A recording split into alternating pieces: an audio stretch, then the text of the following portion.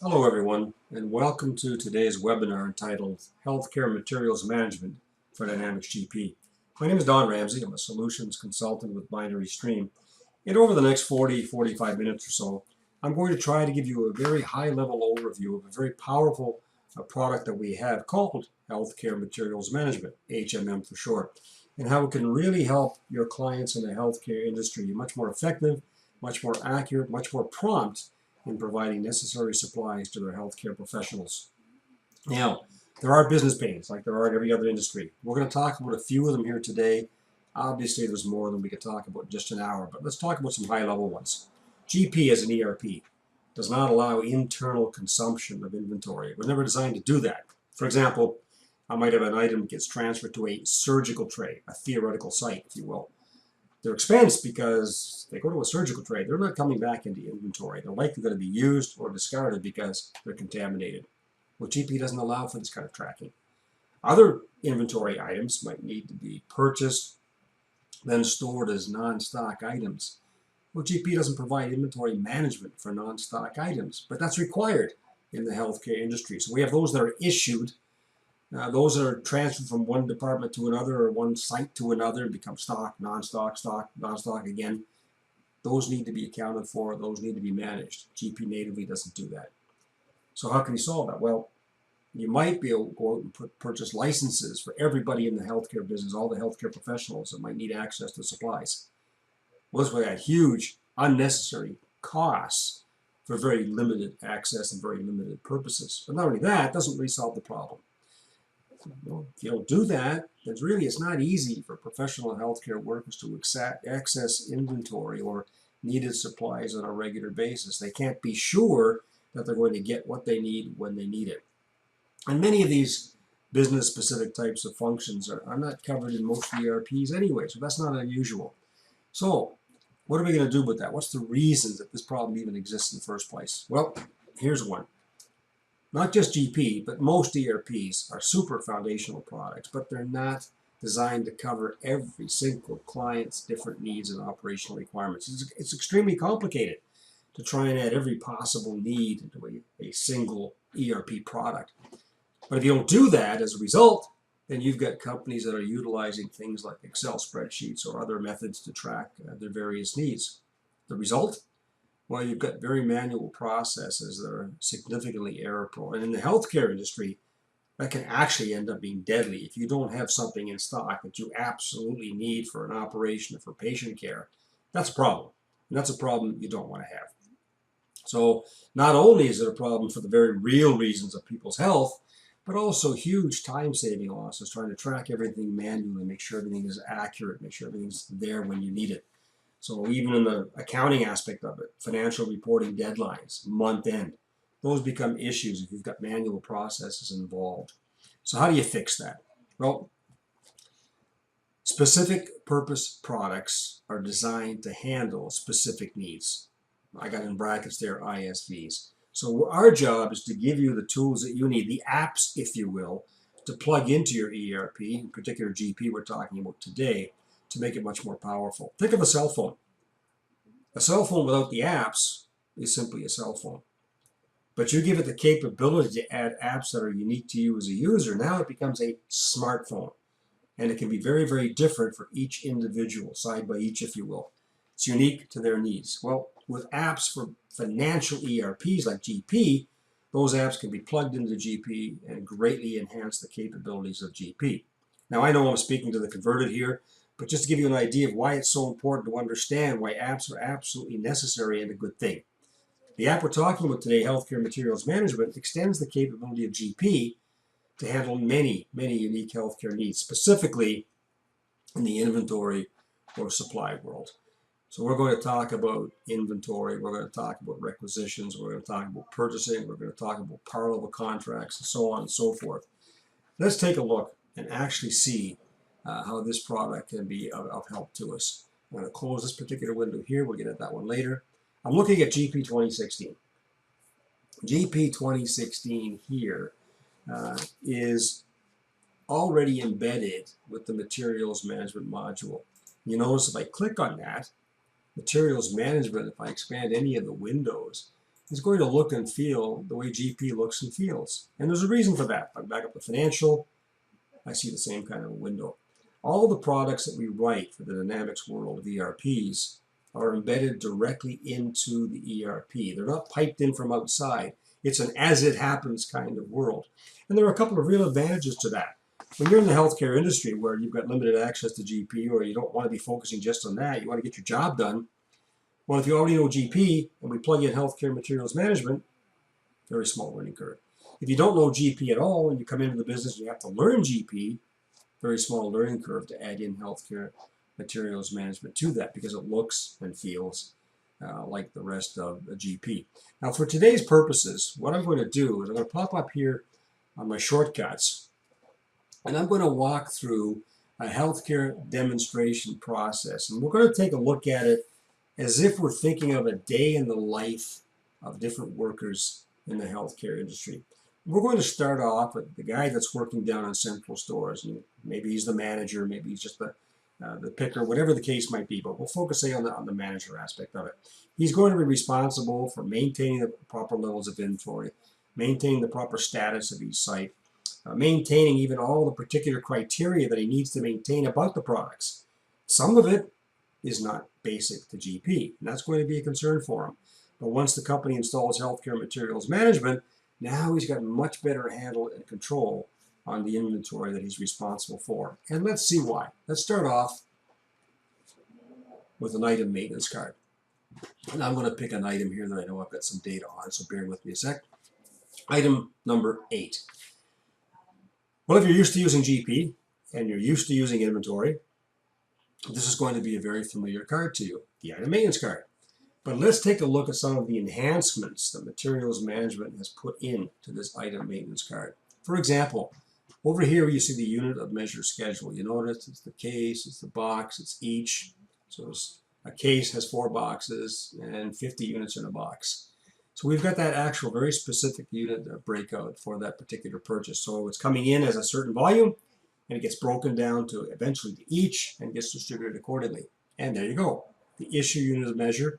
Not likely you're going to send a case or a box to a surgical tray or to a nurse's station. You're going to send 1 of each, 2 of each, 5 of each, whatever the case might be. In the rare case, it might be a box, but very rarely a case. So we've got the issue unit of measure to be issued out to a particular site. We've got the patient charge unit of measure. So when I actually issue this to a room, to a bed, to a particular patient care, I may have a different unit of measure for that as well. In this case, they're both each, so not an issue. So we have the various units of measure for you so that you can really fine-tune the management of this particular item. But we don't stop there. Notice underneath we have the standard and current cost. That's not unusual. But also we have a purchasing standard cost, much higher because we're buying by the case now. But we also have an issue standard cost and a patient charge standard cost, and they may be different depending on the organization, the healthcare industry that you're working in. So those are all additional fields that make managing the item itself much more simpler for the warehouse manager, if you will. So let's keep going. What else have we got here that might be rather unique? Well, you notice over here in the far right, we've got the ability to have labels on this particular product. Now think specifically of the healthcare industry. I've got a patient who's deathly allergic to latex. If I don't have a way of filtering this item and knowing with all certainty that it is latex free, I'm putting the health at risk of that particular patient. No healthcare industry wants to do that. So we provided the labels that you can actually say this particular item is latex free, or this is expired, or this is whatever you want to say. It's up to you. These labels, these fields here, are manageable by you or the client so that you can change these to suit your specific requirements in your specific industry. But you get the idea. Now I could build up a smart list and say, hey, tell me everything that I have in stock or that I have on my inventory list that's latex free. Quick, bang, you have it, away you go. Or it's expired, or whatever the case might be. All right, so now you've got the ability to filter your inventory in many, many more ways than GP just natively gives you to filter it. You notice also here, we've got stock and non-stock. So you could have an item that's typically is always going to be ordered in, no matter what the volume is, as a non-stock item. It's a consumable. It's going to go to the site that you're sending it to, whether it be the surgical tray or the nurse's station or whatever whatever you send it, and it's going to go as non-stock. So it's going to be expensed or issued out right away from inventory. But keep in mind, we want to keep track of it still. That's one of the criteria that we have in healthcare. We need to keep track of something, even if it's a non-stock item, and it just ships out to a surgical tray. So that's an important point to keep in mind. Well, as a matter of fact, this stock and non-stock has some other interesting aspects too. So let's go up to Go To and our quantities per site. When I click on quantities per site, you'll notice that for this particular item, it's considered stock here in the site. Now, it may be stock in all the sites, so just ignore that. But if I click on site ID and I start scrolling, you'll notice that I've got the ability to call it stock or non-stock in every individual site. So think of the logistics of that. I'm in central stores, it's a stock item. I count it, it's there, it's in inventory, GP picks it up. I ship it to another building, another department, another inventory site somewhere where it's also a stock item. It's no problem, it's an inventory transfer, there it goes. But I ship it to a site that's non-stock. With healthcare materials management, that transfer will automatically be picked up as a stock to non-stock transfer. If I transfer it to a surgical tray, it'll automatically be picked up as an issue. It's gone, it's expensed. But yet, with HMM, it's still countable in some aspect. And we're going to take a look at that aspect in the not too distant future. You notice as well that I got the ability to print shelf labels up here. So I can go ahead and print the labels that are required for this inventory site right here from this one window. Think of it again from either the warehouse manager or one of his workers' point of view. A lot less keystrokes, a lot less mouse clicks, and they can get their job and have accurate information and a very, very detailed idea of what they have in product in each site and what kind of a status that product is.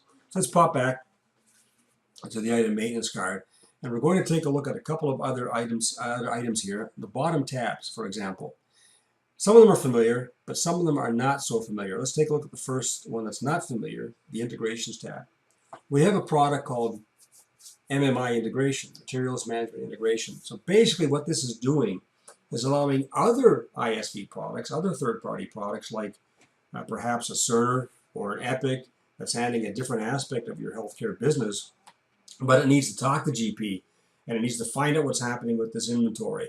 Well, now we can talk to materials management through this link right here. So this product, each one of them can be dictated to talk to Cerner, talk to Epic, or whoever else it is you're using, and keep everything accurate, keep everything integrated. Again, simplifying the life of the folks that are working in central stores.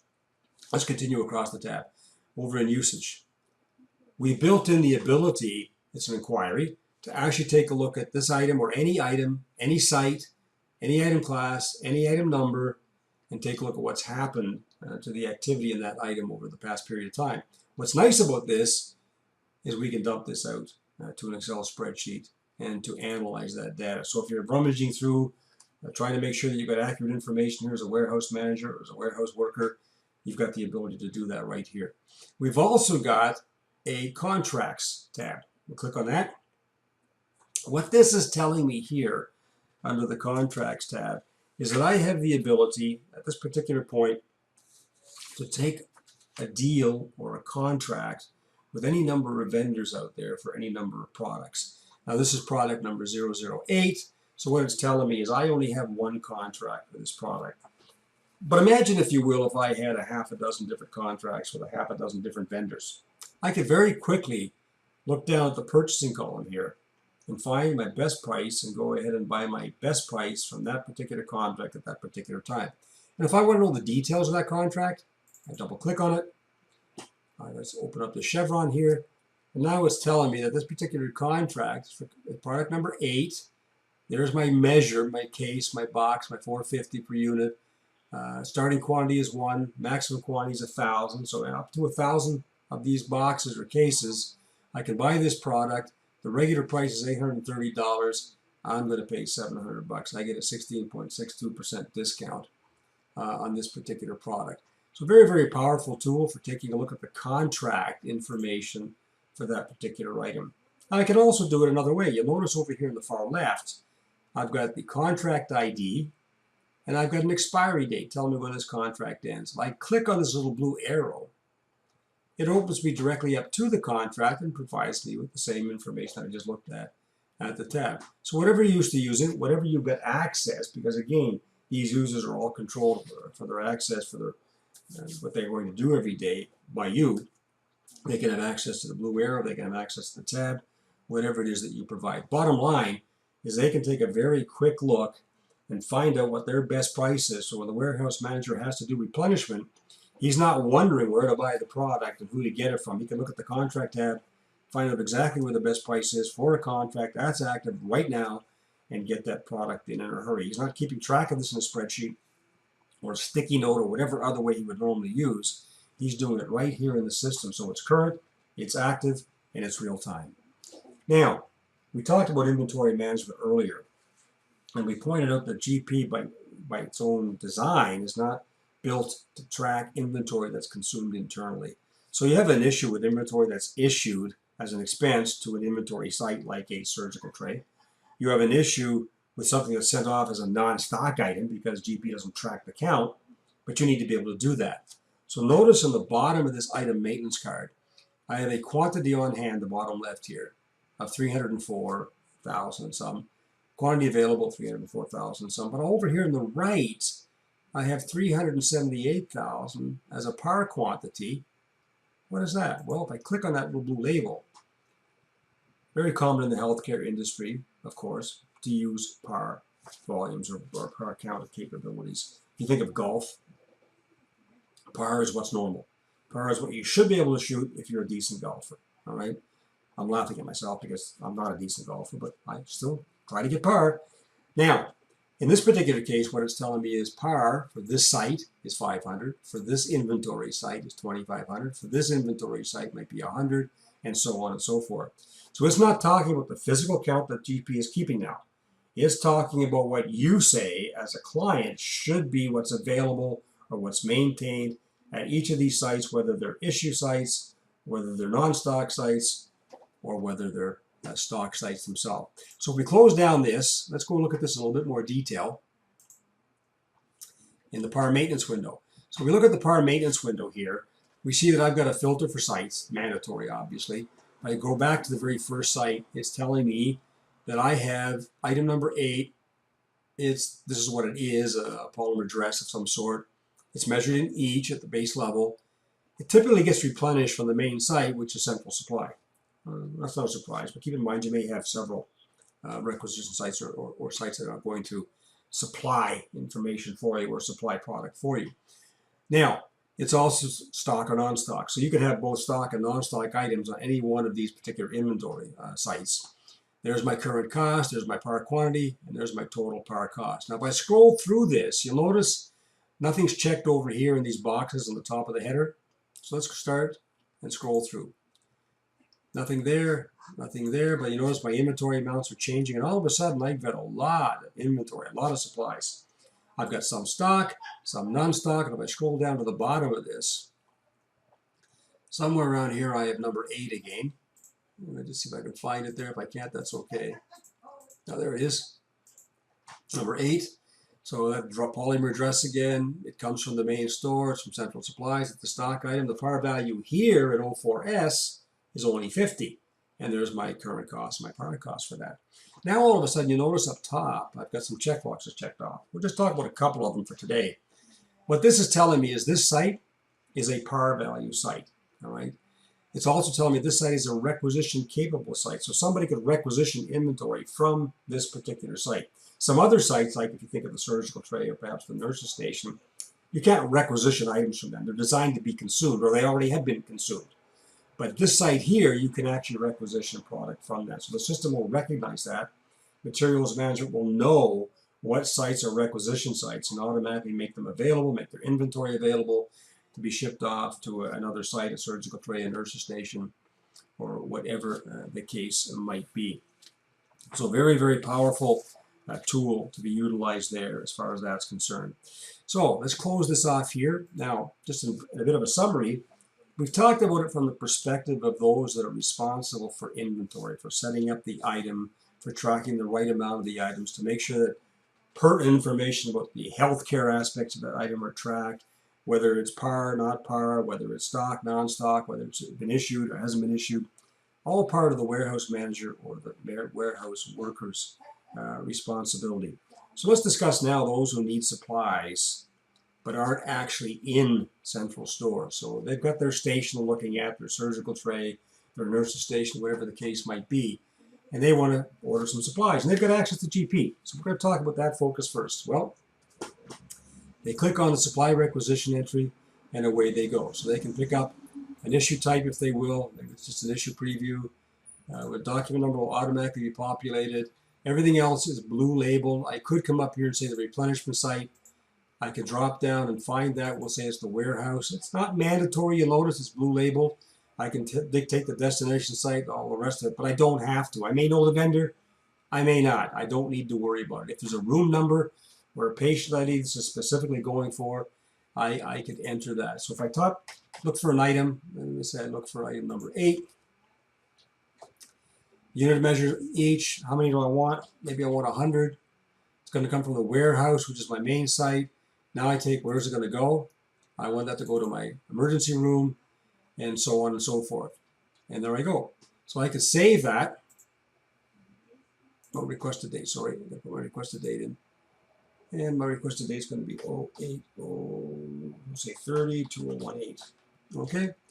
And we'll save that now. So I've got that requisition saved. I can go ahead and process it if I want. That's good. But just to show you, this is for the person who's got access to GP and to the supply requisition entry window that Materials Management uses. Now, what about those who do not have GP access? Well, we haven't left them out of the picture. Let's pop up here and go take a look at a web requisition portal. I'm going to log in here. Give me a second to do that.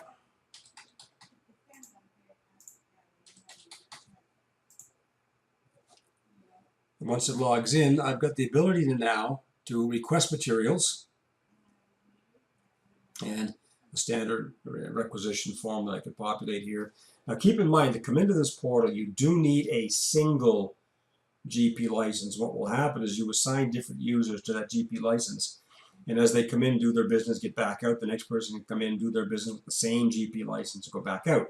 So it limits the amount of GP licenses you have to have. Now it could be that you might need 2 or 3 licenses with different groups of people assigned to each. But the bottom line is it greatly reduces the number of GP licenses that you require to do your job effectively.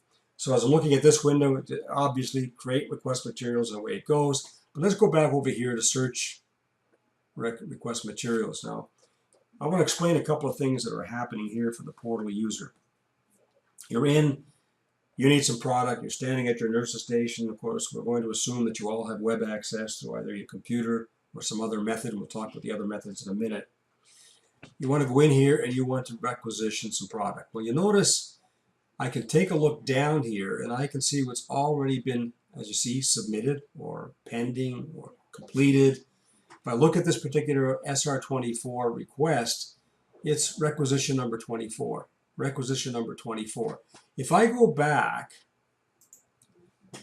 and I take a look at my purchasing module, my purchase requisitions, and I go to the very last one, you notice it's requisition number 24. So whatever I do here in the portal, once I submit it, it's going to kick itself into GP automatically, create the requisition, and whatever flow that you've got created. Maybe your organization doesn't require workflow approvals and all that process. That requisition with GP functionality can just be dumped directly into a purchase order. Off to the vendor it goes, and in come the supplies the next day or so, depending on what your vendor is. So the automation's up to you. How many steps you want to put in there, how many authorizations you want to put in there is entirely up to you and GP. But the bottom line is the portal, with a single GP license, any number of users can dump this requisition directly into GP without ever having to see or understand GP and how it works in any way. So this particular requisition was a PO preview. So let's say that I've requested some materials. What are the options? What can actually happen to that particular request? Well, this one is a purchase order, or will be a purchase order, depending how your system is set up. So it's a preview right now, it's a requisition, and the way it goes. Down here, we've got an issue. An issue, what's happening there? Well, several times now I've mentioned the surgical tray. If you think about that in your mind's eye, you can almost picture it in the room. The surgeon's doing his work and all the nurses and the assistants are there. And the surgeon calls for some material, they pick it off a tray, and they stuff it into the patient and away they go. Well, that surgical tray could be an inventory site.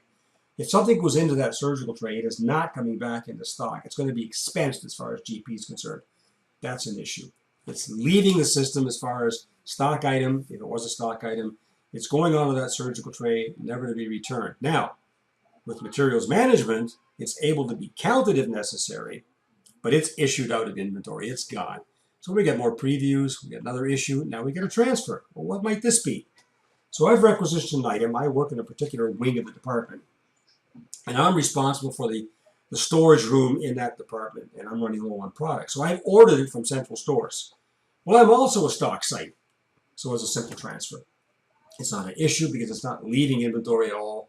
It's simply a transfer from one inventory site to another inventory site as a stock item. So standard GP functionality will kick in here and just move the item from one location to the other. So I've got the PO preview, the requisition. I've got the issue, think surgical tray, and I've got a simple transfer from one physical location to another physical location, or it could be a theoretical location, all taking place right here. And if I've made requisitions for the same item, if I make requisitions for the same item over and over and over again, I could just highlight them right here, go make a quick copy, and away I go. It's going to make another requisition for these particular items. When I submit it, it's going to dump it directly in the GP, and that requisition, again, will follow the path that you set up in the GP world. Go back to request materials. So let's say I'm doing this on an individual basis, but let's say I don't have my computer, but maybe I have my smartphone. We alluded to smartphones a little while ago and how the different apps can make them very powerful. Well, what if I've got my smartphone and I'm sitting there in my car or sitting there at my home office and I know that I've got to get this product ordered. Well, up here, we put together some basic simulations of various phones and pads and technology. So if you've got the iPhone technology, or if you've got anything that uses, I can't even think of the word for it right now, but Galaxy, that type of technology there, I just click on it, and this is a simulation of the window I would get. And I can turn around, it's going to record who I am, what the site is I want the product in, what the requested date is, what the number is, therefore the description. If I scroll on down, the unit and how many I want, and bag, add the line, and eventually I can go ahead and I can submit the requisition.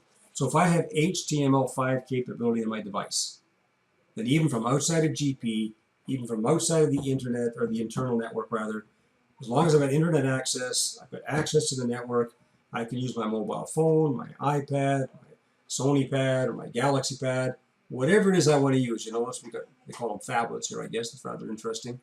And so on and so forth. Kindle even. Kindle Fire. I'm surprised I see that one on the list, and I looked at that.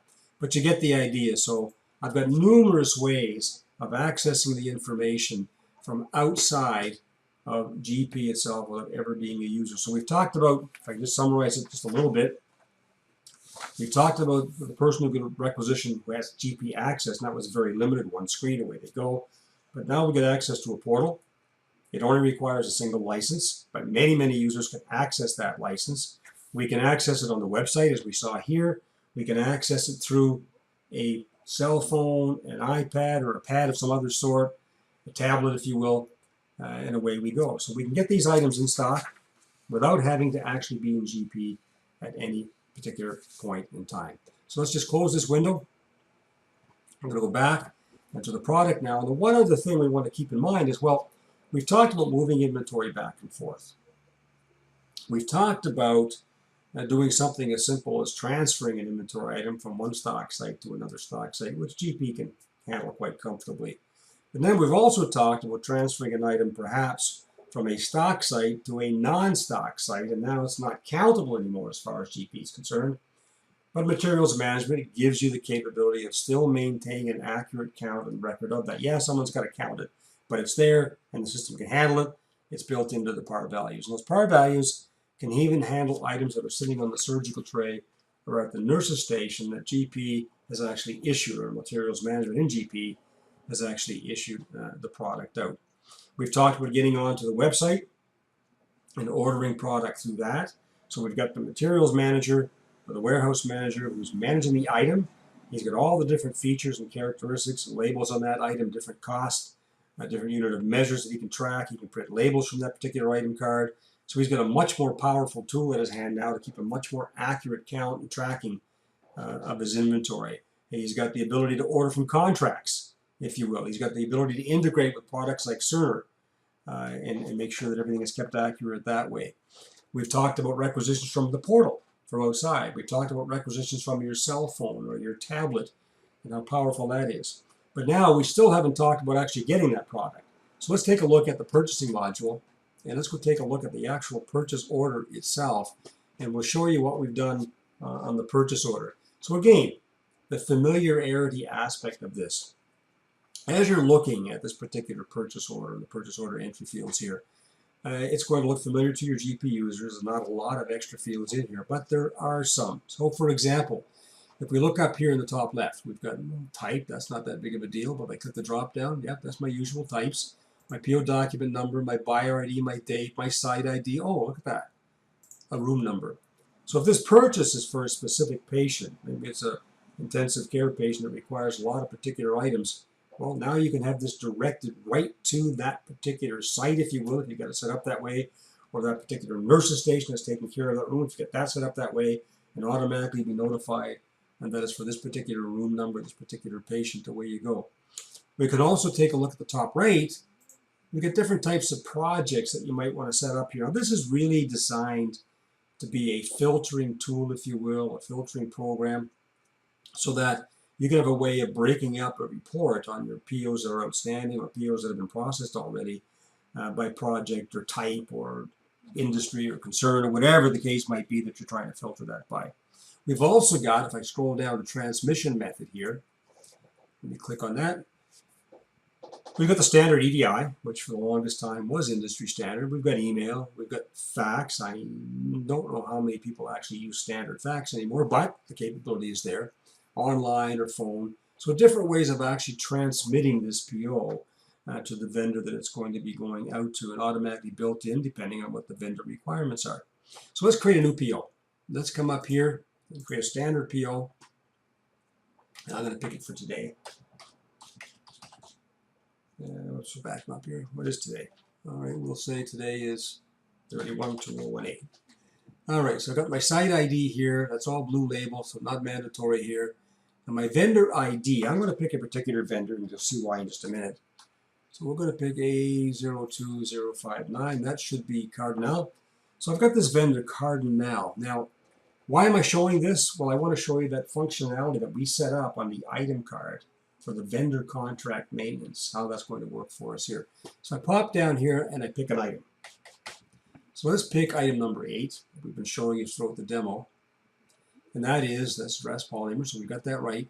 You'll notice it's $830. Now, I'm not sure if you remember what we showed you as far as the item price was concerned on that contract, but the regular price for a case was $830. So let's tab across here, and we'll just say we'll just order one case.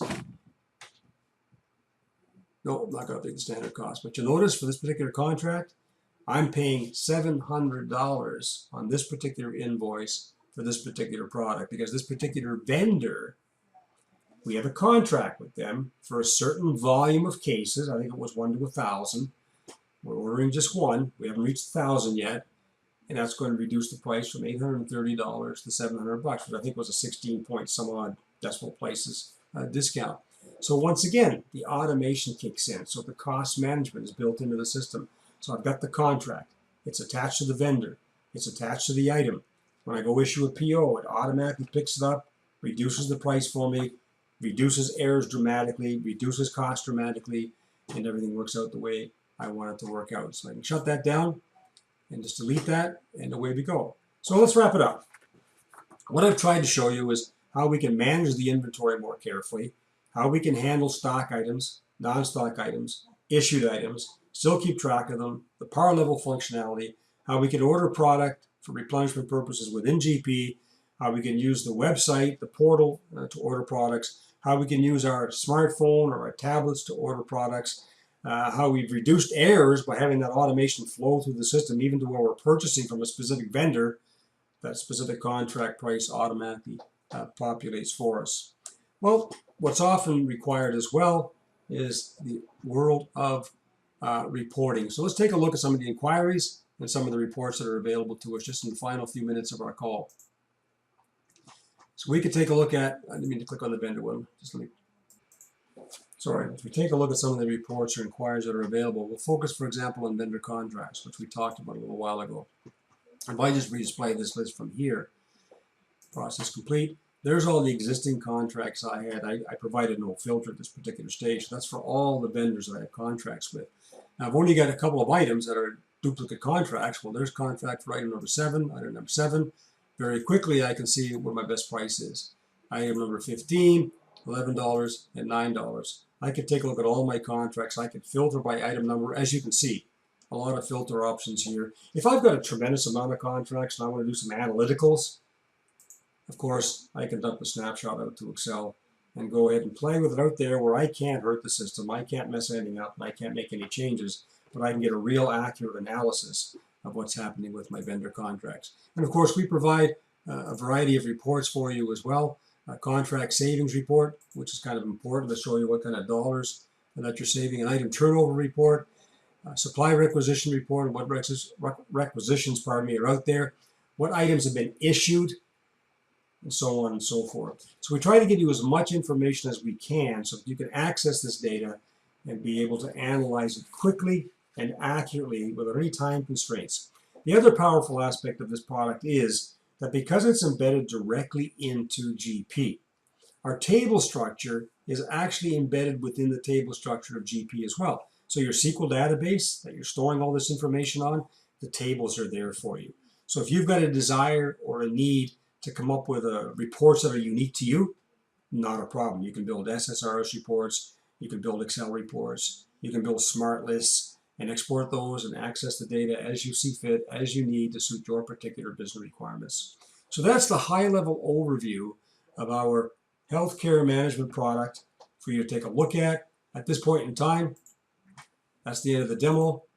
We'll open for questions if you've got some questions. If we can't answer the questions today, I promise you we'll do our very best to get back to you as quickly as possible with those answers. So feel free to leave them in the question box, and we'll make sure we get you some responses. And we appreciate very much you attending. We hope this has been helpful for you. Leave you some contact information before we wrap up. You can obviously contact the VAR. Probably the VARs are listening in right now. You can contact binarystream.com. Contact us directly at sales@binarystream or the phone number you see at the screen. It's been a pleasure talking to you today. I hope this has been worthwhile for you. We'll see you in the next webinar.